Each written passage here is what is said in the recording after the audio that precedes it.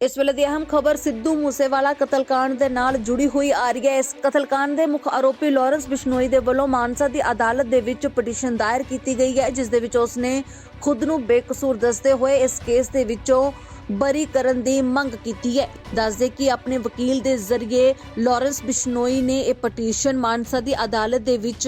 दाखिल कीती है, जिस दे विच उसने सिद्धू मूसेवाला कतलकांड केस दे विच खुद नूं बेकसूर दस्सिया ते बेकसूर दसदे हुए इस केस दे विचों बरी करन दी मंग कीती है। फिलहाल इस केस नूं लैके अगली सुनवाई 5 जनवरी नूं होनी है, पर उस तो पहला इस यू टर्न नूं लैके चर्चावां जरूर तेज हो गई हैं, क्योंकि इस कतलकांड दे तुरंत बाद लॉरेंस बिश्नोई ग्रुप दे वल्लों ही पोस्टां सांझियां कीतियां गईयां ते इन्हां पोस्टां दे विच कतल दी जिम्मेवारी भी लई गई। इन्ना ही नहीं, एक टीवी चैनल नूं दित्ते एक इंटरव्यू दे दौरान भी लॉरेंस बिश्नोई ने इस कतल दी जिम्मेवारी लई ते एक कारण भी दस्सिया कि किस कारण तो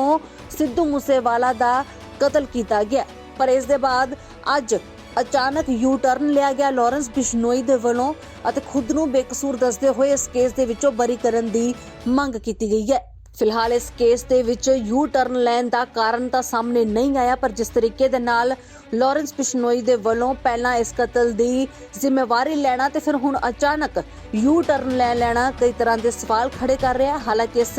ਕੇਸ ਨੂੰ ਲੈ ਕੇ ਅਗਲੀ ਸੁਣਵਾਈ 5 जनवरी ਨੂੰ ਹੋਣੀ ਹੈ, ਪਰ ਉਸ ਤੋਂ ਪਹਿਲਾਂ ਲੌਰੈਂਸ ਬਿਸ਼ਨੋਈ ਦੇ ਵੱਲੋਂ ਇਸ ਯੂ ਟਰਨ ਨੂੰ ਲੈ ਕੇ ਕਈ ਤਰੀਕੇ ਦੀਆਂ ਚਰਚਾਵਾਂ ਜ਼ਰੂਰ ਹੋ ਰਹੀਆਂ। इस वेले दी अहम खबर सिद्धू मूसेवाला कतलकांड दे नाल जुड़ी हुई आ रही है। इस कतलकांड दे मुख आरोपी लॉरेंस बिश्नोई दे वल्लों मानसा दी अदालत दे विच पटिशन दायर की गई है, जिस दे विच उसने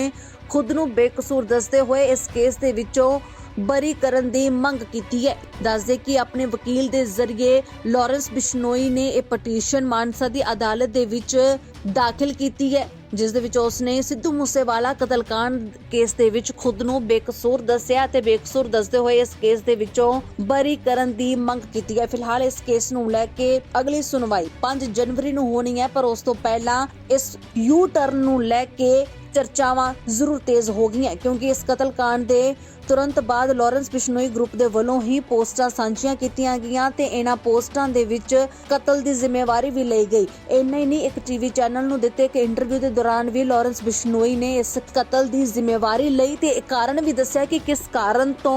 सिद्धू मूसेवाला दा कतल कीता गया। पर इस दे बाद अज अचानक यू टर्न लिया गया लॉरेंस बिश्नोई दे वल्लों ਅਤੇ खुद ਨੂੰ बेकसूर दसदे ਹੋਏ ਇਸ ਕੇਸ ਦੇ ਵਿੱਚੋਂ ਬਰੀ ਕਰਨ ਦੀ ਮੰਗ ਕੀਤੀ ਗਈ ਹੈ। ਫਿਲਹਾਲ ਇਸ ਕੇਸ ਦੇ ਵਿੱਚ ਯੂ ਟਰਨ ਲੈਣ ਦਾ ਕਾਰਨ ਤਾਂ ਸਾਹਮਣੇ ਨਹੀਂ ਆਇਆ, ਪਰ ਜਿਸ ਤਰੀਕੇ ਦੇ ਨਾਲ ਲੌਰੈਂਸ ਬਿਸ਼ਨੋਈ ਦੇ ਵੱਲੋਂ ਪਹਿਲਾਂ ਇਸ ਕਤਲ ਦੀ ਜ਼ਿੰਮੇਵਾਰੀ ਲੈਣਾ ਤੇ ਫਿਰ ਹੁਣ ਅਚਾਨਕ ਯੂ ਟਰਨ ਲੈ ਲੈਣਾ ਕਈ ਤਰ੍ਹਾਂ ਦੇ ਸਵਾਲ ਖੜੇ ਕਰ ਰਿਹਾ। ਹਾਲਾਂਕਿ ਇਸ